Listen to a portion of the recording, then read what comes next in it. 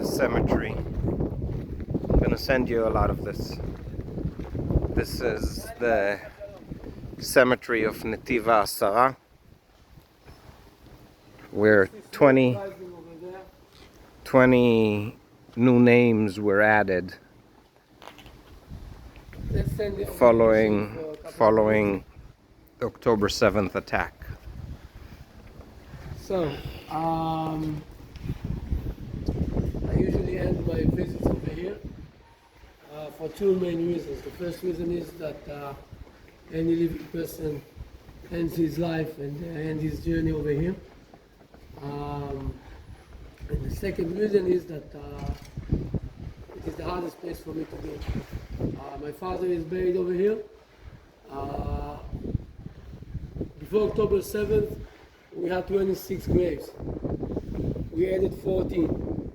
14 members of the community are buried over here in Tivasar. 14 families chose to bury their loved ones over here. We've got Bilha and Yaakov Vidon. They were asked, before they were dead, killed, they were asked to be burned. So it actually happened. Marina, we spoke about her, she was buried in Ashkelon. Gilad was buried in the Ganyavde. Chavik, you remember her? She was buried in the kibbutz. She was born in Ganigav. And Adi was buried in his village called Kachab Michael. We spoke about the immediate response team and the civilians' roles we made. You have to understand that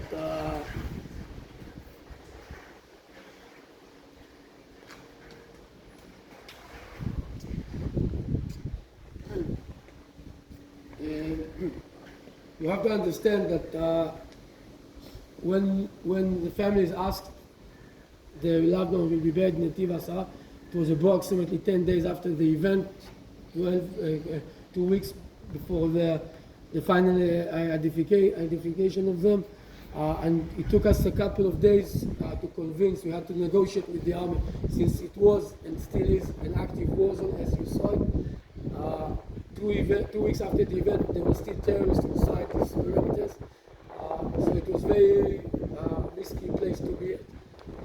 Since we were unable to jeopardize the lives of the Zaka guys and the guys from Chevra Kadisha, Raz, my brother, myself, and another 5 guys from the immediate response team took upon ourselves the mission of burial.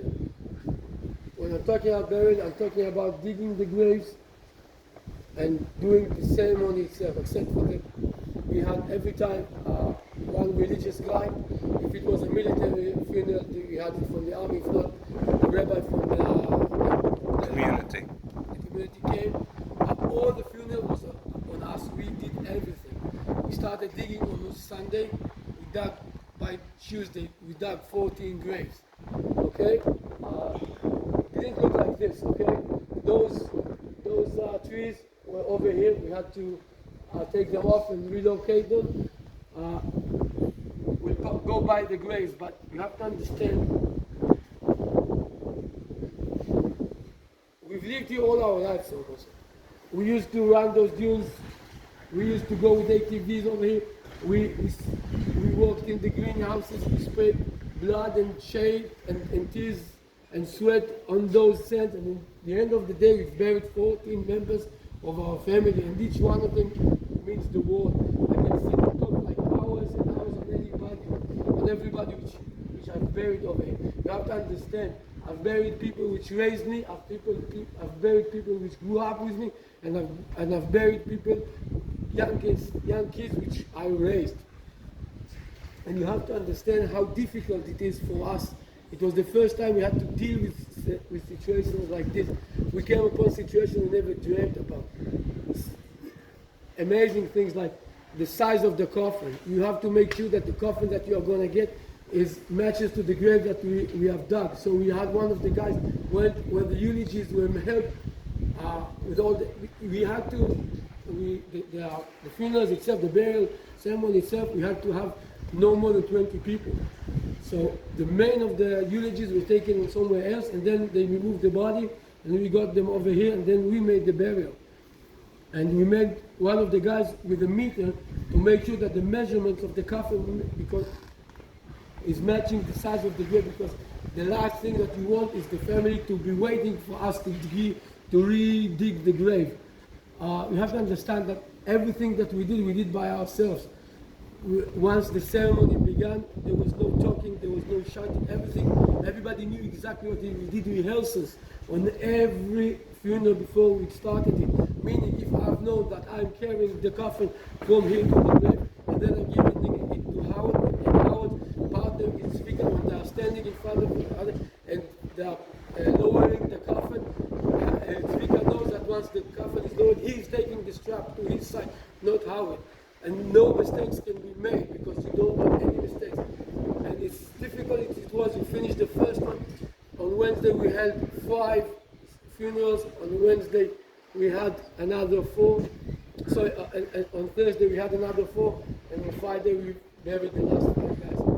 And you have to understand that after the funeral you have to gather yourself and have the strength to start another one because it doesn't end. But the only thing which kept us going was the fact that once those families, those loved ones, came and left their cars and they've entered over here, the first faces that they saw, and they looked us in the eye, they knew that the person that is standing in front of them does the best he can to make sure that this horrible moment of their life will be like this, less horrible. And every time that we meet afterwards, here or in other places, they say thank you, it gives you the power and the energy to get up in the morning, because as hard as it was, the reward of knowing that you did something good, you helped somebody which you have known all my life. This is what enables us to get up in the morning to start another day. I can tell you that since October 7th, I've lost more than 10 kilos from my weight, especially on this week. We didn't have time to eat, we didn't want to eat, and I found myself, because you don't get to sleep much since October 7th. You have lots of thoughts and things going on in your mind, and one thing which I had to deal with is when I do my visits, how do I call those terrorists? And I said to myself, I couldn't call them animals, because I'd be insulting animals. That's insulting animals. Yes. Sure. And I can't say that they were unhuman because I'm giving them the privilege of being human. And They're subhuman. They're subhumans. I call them low-life creatures because they have blood in their veins, and this is the only thing which is similar between us. So this is what I call those low-lives. As I said, my father is buried over here. So we're going to go through the grave. Then I'm going to go to see that my father is still plenty to walk around. And I'll say thank you very much for coming. Thank you.